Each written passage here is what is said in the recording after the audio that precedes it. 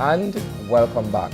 Our first conversation this morning, as we alluded to prior to the commercial break, is with our friends from the Ministry of Health and Wellness. And this is at the level of the Maternal and Child Health Unit. We have been joined via Zoom by Dr. Natalia Lagespada-Beer.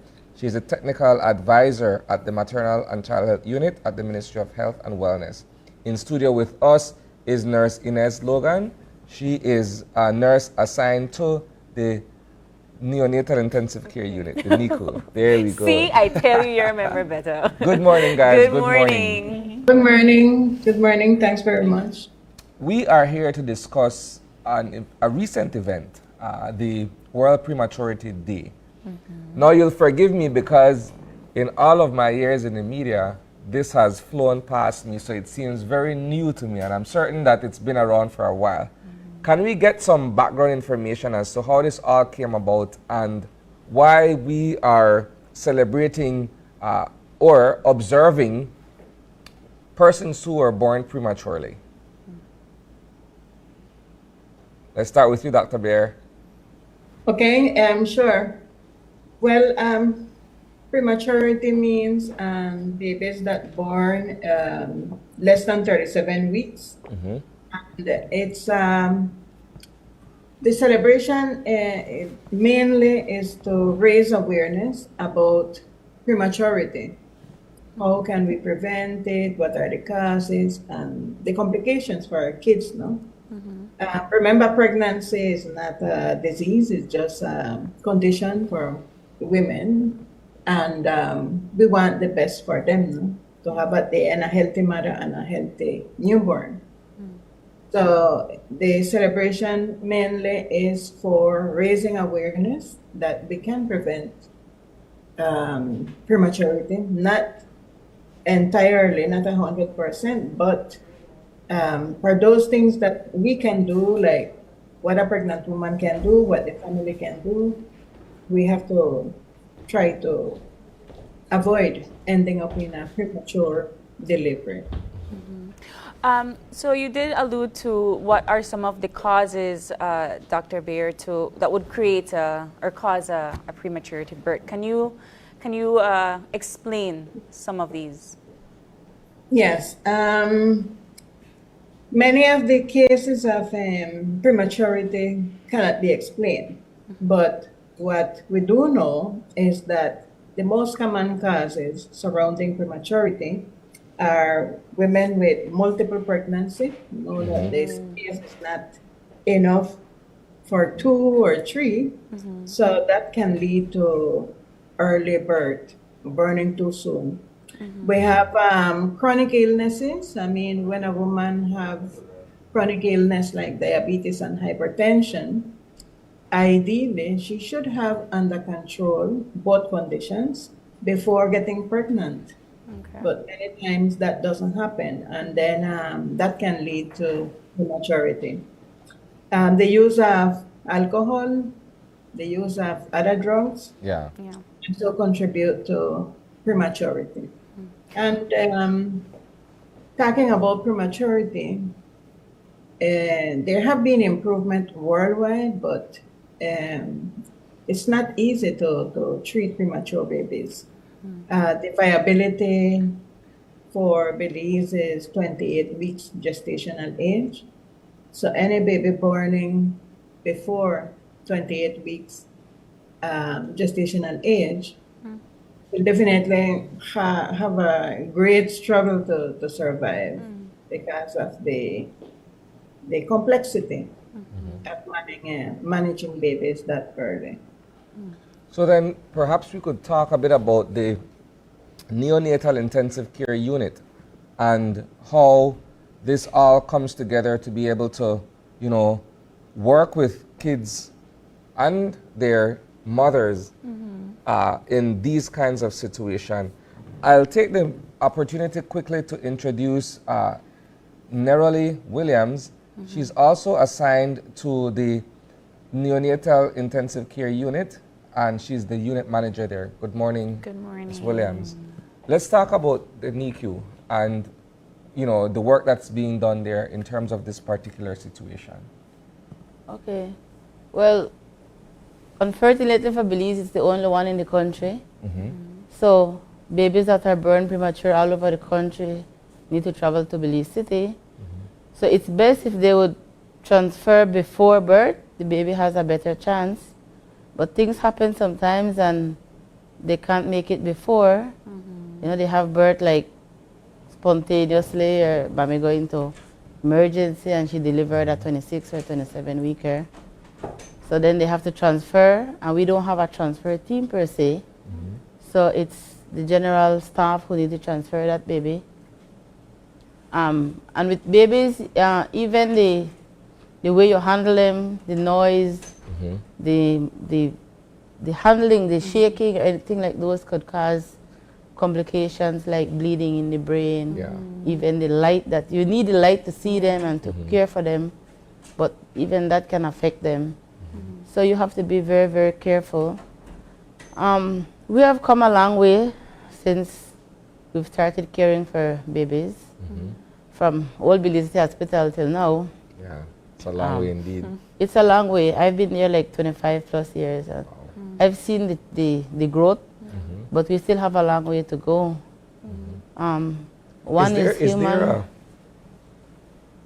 measure to determine the successes, or to look at perhaps cases that you've tried your utmost best, but it just unfortunately would not have worked out?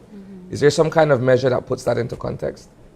Well, it's not a measure per se, but every baby gets equal opportunity to survive. Okay. Even though we may think that a 25 or 26 weeker may not survive because our viability is 28 weeks, there is no different that they get treated on the 28 or the 30 weeker. Yeah. Because we are not the one to decide who survives and who don't. So we give everything. If we have to put them on a mechanical ventilator, give the surfactant, and like the team said, skin-to-skin contact, it's really, really important. It goes a long way in these babies succeeding. So as long as they're not on the machine or not really critical, we ask mommy and daddy to do skin-to-skin with them. And if they can stay all day and do the skin-to-skin, it helps the baby. We've seen babies 26 weeks not going on a machine. Mommy come all day and do skin-to-skin with them, and they go home. I could remember one in the past, like two or 3 years. So although we have limited staff, we're really short on staff, like everywhere else.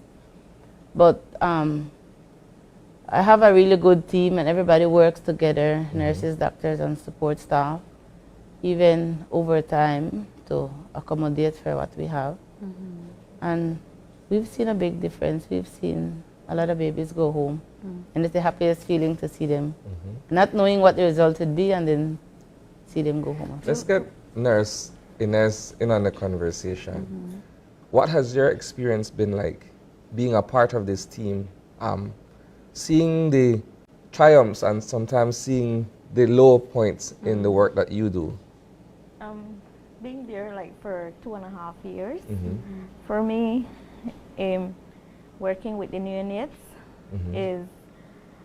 is a little bit difficult, because you know, when you see a premature baby that comes like 27, 26 weeks, and then with a full-term baby, the care that you need to provide for them is totally different, because like what Sister Williams mentioned, we need to, it can lead to bleeding, especially when you're handling them, right?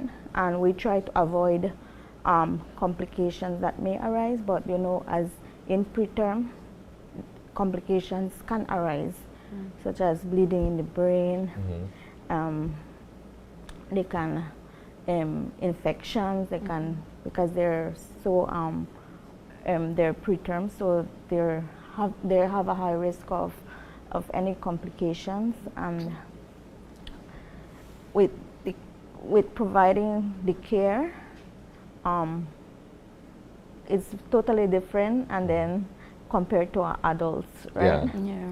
So it's really so at my first experience, it was so difficult, because at the first time, because when you see a baby taking your last breath, it's really sad, Yeah. right? But as you know, it's not our fault. It's whatever God's plan. Yeah.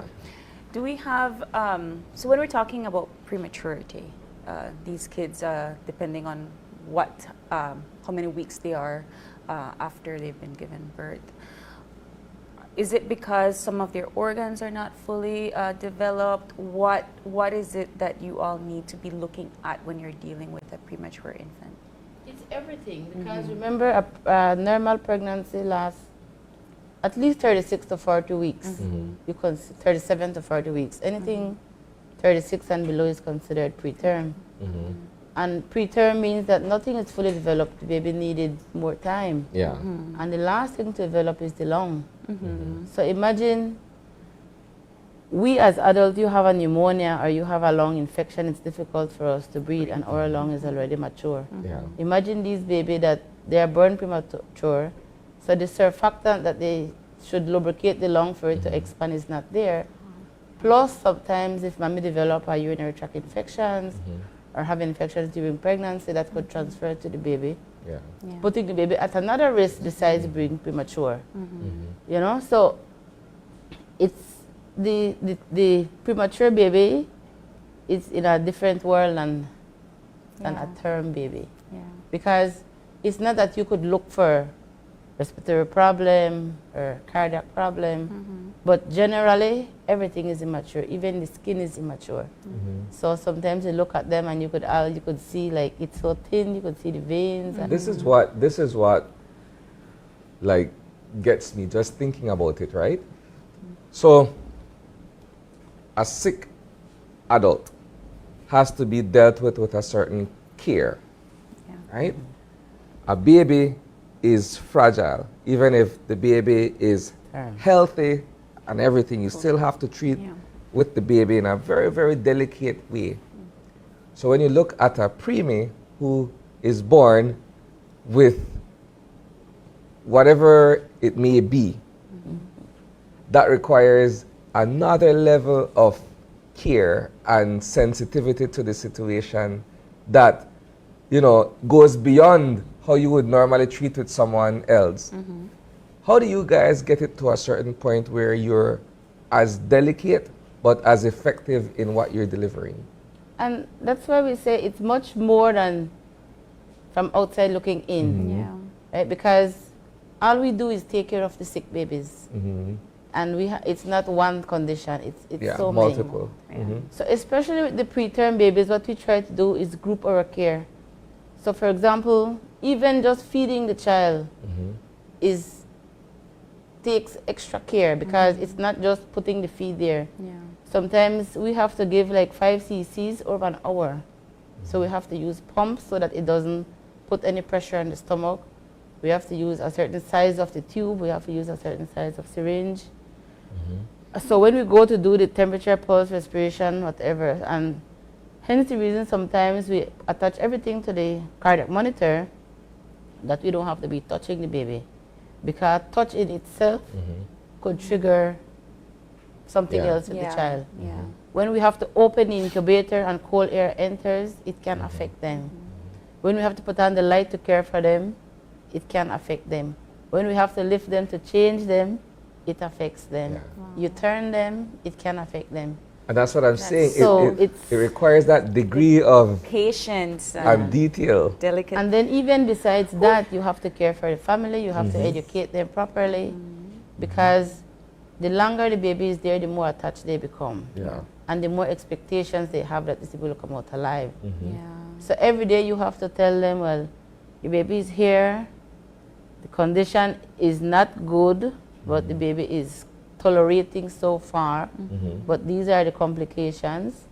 The stomach could get swollen, could get infected, the gut could get infected. So you have to feed, but feeding can, or not feeding can still, you know. So it's really difficult, but communication and education goes a long way, so that the parents can understand. Dr. Bear, I want to bring you back into the conversation to talk a little bit about some numbers here, as we have our nurses here that have cared for the preemies that come into the hospital unit here in Belize City. Do we have any statistics as to how many premature babies are birthed here in Belize per year? Yes, the estimated number of admissions to NICU per year is about 500, and Neroli may have these numbers better than I. But the estimation of premature babies that are premature and admitted to NICU is about 50%. Wow. But nonetheless, looking at the neonatal mortality rate, because they would contribute greatly, to these to this rate, we are at 11.04 for every 1,000 live birth in Belize. And we have moved from 12.6 in 2013. It goes up and down. We have some years with 8, with 8.2, but for 2022, we are at 11.4. Now, globally, the target is to reach less than 12. Yeah. So we can say, oh, we are okay because we are at 11.04, but this is a task that for it to be completed or achieved, we have to work every day with all babies that reach. And as Neroli was mentioning and Nurse Ines, they play a key role, in protecting and providing care to these kids. We're talking about the intensive care that you all have to provide on these kids that are born premature. What are some advice on preventative measures? Do you have any? I mean, some of us out there would think that this is just something that occurs. I know Dr. Beer was talking about what causes some of the premature births, but what are some preventative measures? Well, we ask first of all that we prevent early pregnancy. Like, we have a lot of young teens right now, 14, 15, 13, delivering babies. One, their body is not fully mature and ready for these pregnancies. Two, they try to avoid letting anybody know, so then they don't attend clinic. They don't take their prenatal vitamins. Our culture and our lifestyle, not only in Belize but overall, is not healthy. A lot of fast food. People put the blame on we're working people and we don't have time to cook. And there's some truth to that. There's some truth to that. Thin foods, a lot of processed foods instead of cooking. The chicken that you grow is not nice because it's too tough, so they want the chicken that comes from the store. So lifestyle, and then you have increase in diabetes and hypertension. These contribute greatly. And we have a lot of broken homes that the mother and father aren't together, even after pregnancy. Sometimes they separate. So it's very important that the family is involved. And we had mentioned before, not in this conversation, but it would be good if the paternity leave would be increased, that the dad could be there with the mom, because breastfeeding also contributes a lot to the baby develop healthy after delivery and after baby go home. Breastfeeding plays a key role. And in Belize, all of the public hospitals and clinics are mother-baby friendly, which supports breastfeeding 100%. So we have to put other measures in place that we can facilitate that and give a healthy life to the patients and to the babies. And even further down with education-wise and stuff like that, they do better. Yeah, indeed. And spacing the pregnancy as well, at least every 2 years. Because some people get pregnant less than that, and then their bodies are not fully recovered, so that you have another preterm baby. And if you don't already have one, the chances are high that you may have another preterm. So spacing the pregnancy contributes to that. And it's on the rise, like Dr. Beer mentioned earlier.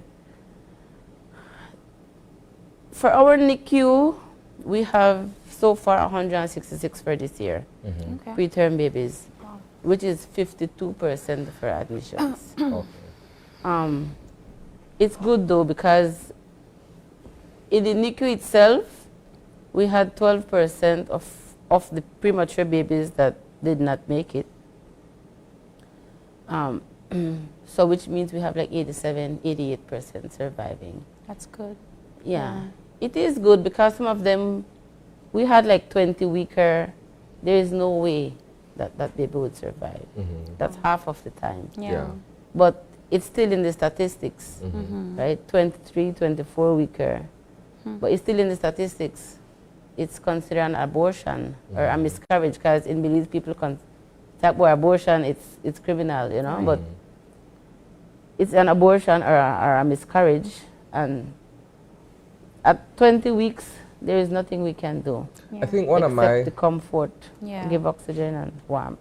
Wow. one of my final questions, perhaps the final question for me, is in trying to find a silver line in all of this would be to ask you, in all your 25 years, what would you say has been the miracle baby, so to speak, in your experience? What would you reflect or go back to as one of those instances where, you know, worst case scenario, but that child, that baby overcame?